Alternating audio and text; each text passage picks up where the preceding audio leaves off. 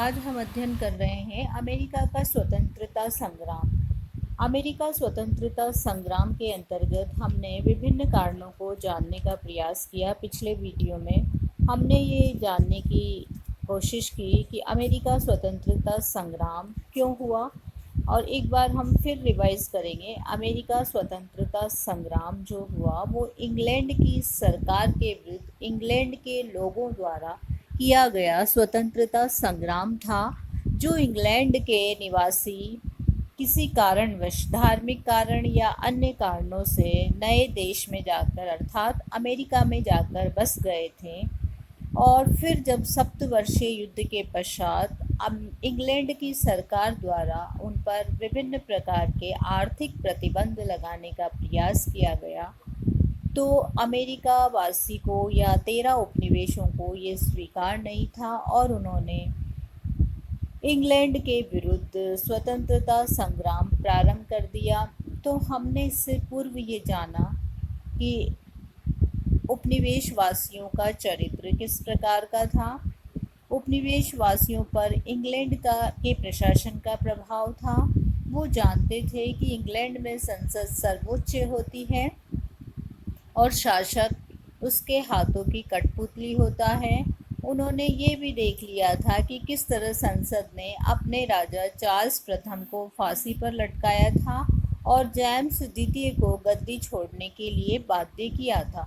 उपनिवेश वासियों का बौद्धिक विकास इतना अधिक था कि वो इंग्लैंड द्वारा दिए गए प्रतिबंधों को स्वीकार करने के लिए तैयार नहीं थे।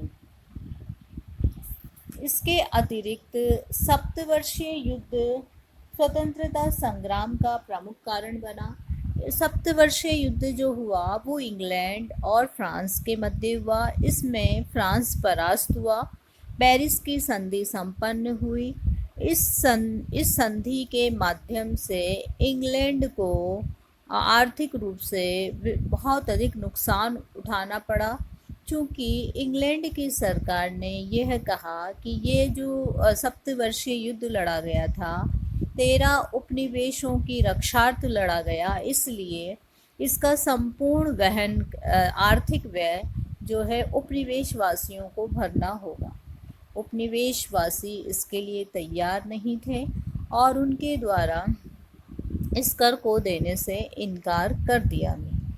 इस सप्तवर्षीय युद्ध ने उन्हें विभिन्न प्रकार के अनुभव करवाए। सप्तवर्षीय युद्ध में उन्हें सैनिक अनुभव हुआ, उपनिवेशवासियों को आर्थिक लाभ भी हुआ। इसके अतिरिक्त फ्रांस वासियों द्वारा युद्ध के लिए उन्हें प्रेरित किया गया। अमेरिका में स्वतंत्रता की भावना उत्पन्न की गई। तो ये विभिन्न कारण रहे जिन कारणों से अमेरिका स्वतंत्रता संग्राम प्रारंभ हुआ। अब हम इस वीडियो में बोस्टन टी पार्टी को लेते हुए और अन्य कारणों को जानने का प्रयास करेंगे।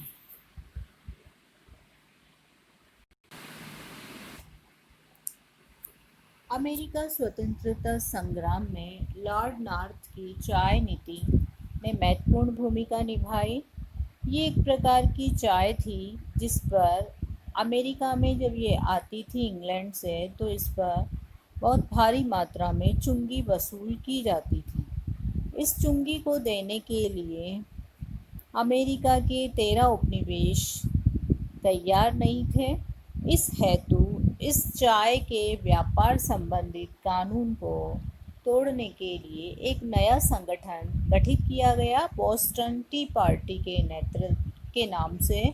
और इस संगठन का नेतृत्व किया सैमुअल एडम्स ने।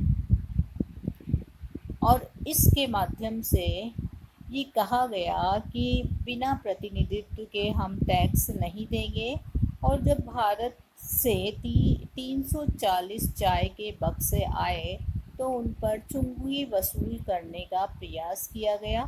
उपनिवेश वासियों ने टैक्स देने से इनकार किया और चाय से लदे हुए जहाज़ों को वापस करने का प्रयास किया।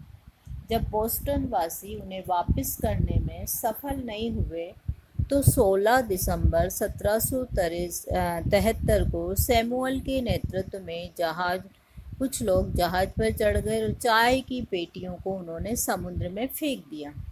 इस पर सैनिकों और बोस्टन वासियों में झगड़ा हो गया। अंग्रेज सैनिकों ने गोली चलाई, इसमें 3 बोस्टन वासी मारे गए। अपने देशवासियों में क्रांति की लहर उत्पन्न करने की दृष्टि से इसे बोस्टन हत्याकांड का नाम दिया गया। इस घटना से उपनिवेश वासियों में इंग्लैंड के विरुद्ध भारी आक्रोश उत्पन्न हो गया।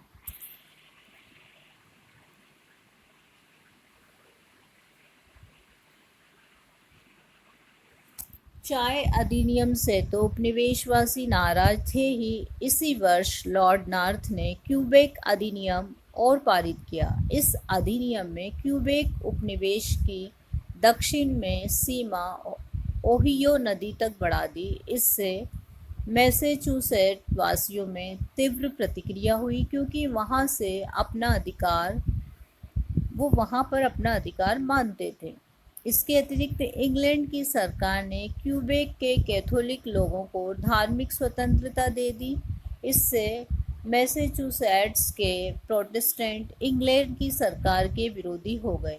प्रथम तो वो इस कानून से उनकी पश्चिम में बढ़ते हुए प्रगति रुक गई। दूसरे, कैथोलिक संप्रदायों को स्वतंत्रता देकर सरकार ने उनके धर्म पर आघात किया।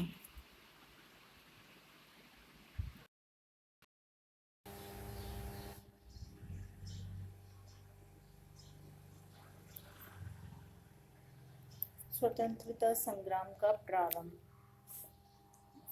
फिलाडेल्फिया का अंतर उपनिवेश सम्मेलन सैमुअल एडम्स के नेतृत्व में राजनीतिक गतिविधियों से परिचित रखना चाहता था, इसलिए उसने वहाँ कई संगठनों की स्थापना की।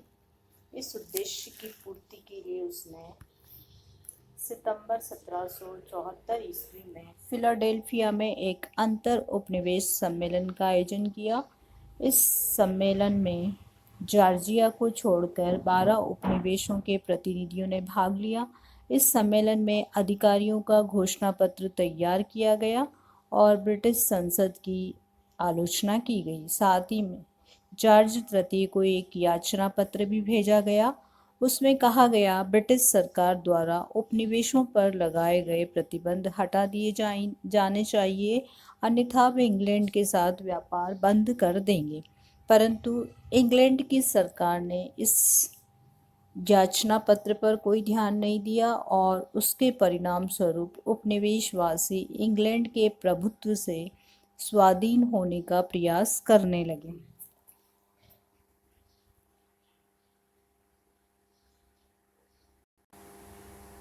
इंग्लैंड के सम्राट चार्ल्स तृतीय ने एक के बाद एक भूल करते हुए अमेरिकी उपनिवेशों को विद्रोही घोषित कर दिया और विद्रोह को दबाने के लिए सैनिकों की भर्ती शुरू करवा दी। इस कदम से समझौता असंभव हो गया और स्वतंत्रता अनिवार्य हो गई। इसी समय थॉमस पेन ने अपनी प्रसिद्ध पुस्तक कॉमन सेंस में इंग्लैंड की कड़े शब्दों में निंदा की और कहा कि यही अलविदा करने का समय है।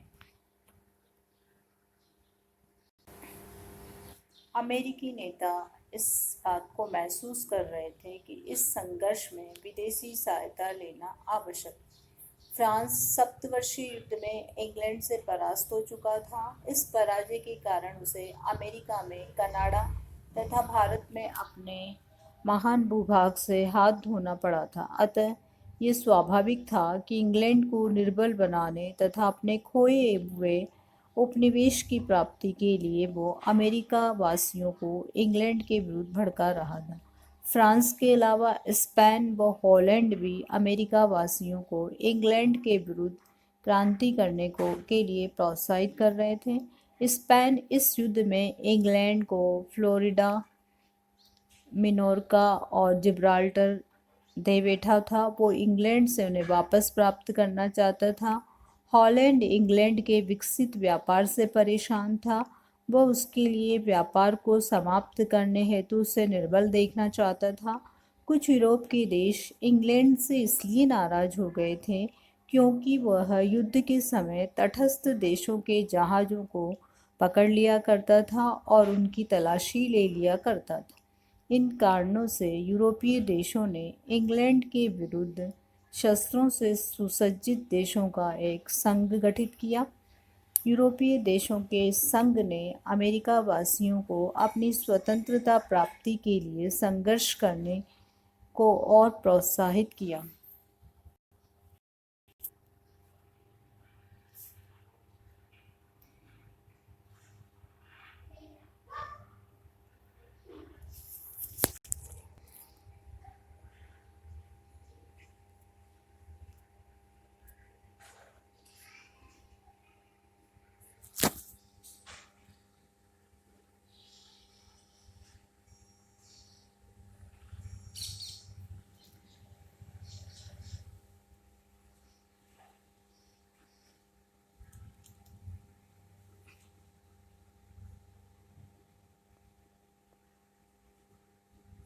स्टैम्प एक्ट, शुगर एक्ट, उपनिवेशों के प्रति कठोर नीति, संवैधानिक मुद्दे, बौद्धिक चेतना का विकास, औद्योगिक अधिनियम, व्यापारिक अधिनियम, नो संचालन कानून,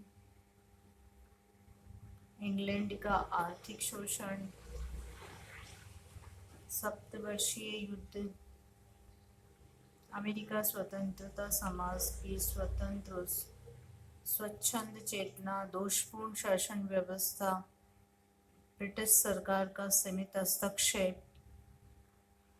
तो बच्चों, आज हमने अमेरिका स्वतंत्रता संग्राम के विभिन्न कारणों को समझने का प्रयास किया। उसमें हमने पढ़ा दोषपूर्ण शासन व्यवस्था, अमेरिकी समाज का स्वच्छंद और स्वतंत्र चेतना, ब्रिटिश सरकार का सीमित हस्तक्षेप, सप्तवर्षीय युद्ध, उपनिवेशों का आर्थिक शोषण, नो संचालन कानून, व्यापारिक अधिनियम, औद्योगिक अधिनियम, बौद्धिक चेतना का विकास, संवैधानिक मुद्दे, उपनिवेशों के प्रति कठोर नीति, शुगर एक्ट, स्टैम्प एक्ट, टाउनशेड की नई कार्य योजना, लॉर्ड नॉर्थ की चाय नीति, बॉस्टन टी पार्टी, स्वतंत्रता संग्राम का आरंभ, जॉर्ज तृतीय की अनेक भूलें, यूरोपीय देशों का सहयोग,